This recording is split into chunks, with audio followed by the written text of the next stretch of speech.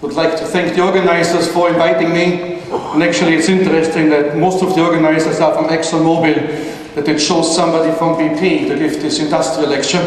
Maybe it's because I'm here and they can save some travel money. I'm based here in Houston.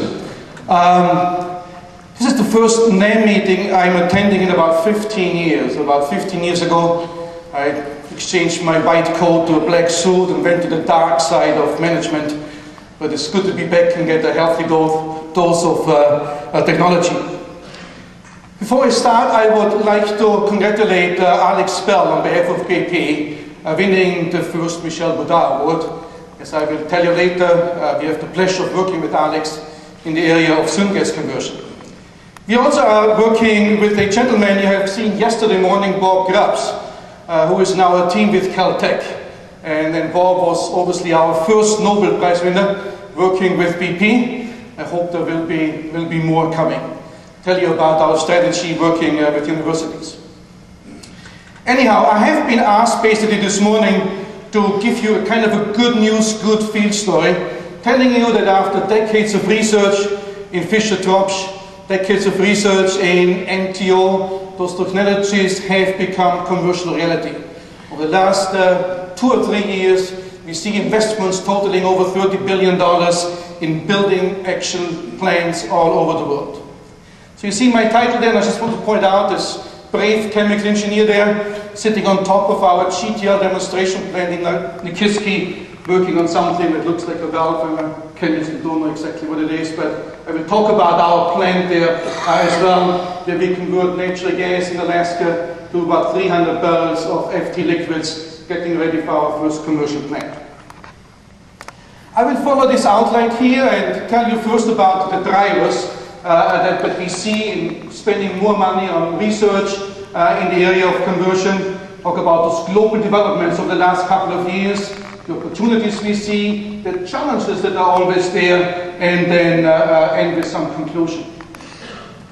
The drivers has been and still are stranded gas and associated gas. When we look at, and there are, in 2005, about 6,500 trillion cubic feet of gas reserves. For those of you who like the metric, it's 185 trillion cubic meters. But actually there's much more gas out there, certainly underexplored. Oil companies go for oil rather than gas. When we look at the R to P ratio, reserve to production ratio, current production level, we have enough gas to last for about 70 years. When it comes to oil, that number is about half, pointing out the difficulty in monetizing gas.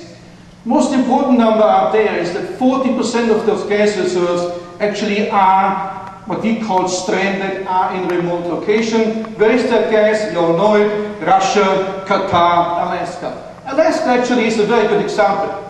We found the nose of Alaska about 40 years ago. Oil is coming down the TAPS pipeline for the last 35 years. Where is the gas? We are re-injecting gas, 8 billion cubic feet of gas a day. That's what the UK uses per day, back into the reservoir. Because even after 35 years, we haven't figured out a way to economically bring that gas to the marketplace, while, as I said, oil is coming down for the last 35 years. So the solution always is, could we convert that gas into a liquid that is more easily transportable?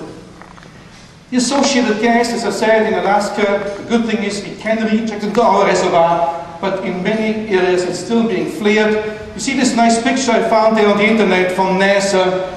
You see the population centers, but apparently the red areas are areas that show areas of high CO2 emissions coming from flaring. And we know where the flaring is, over in Siberia, Middle East, a little bit in South America. Water waste, about 15 billion cubic feet of gas are being flared a day. That's enough for about 2 million barrels of FT liquids, or enough for about 20 million tons of methanol. So a driver there. The other driver obviously is economics, its value. Feedstocks like stranded gas are quite inexpensive. 10 years ago we talked about 50-cent gas, those times are gone. Today Qatar announced about 3 months ago their floor price is about $1.20 per million BTU. If you go after flared gas, that should be basically zero cost if you bring a project. But typically as soon as you bring an option for a solution, gas goes up. But the point is it's still low cost. If I take that gas and do my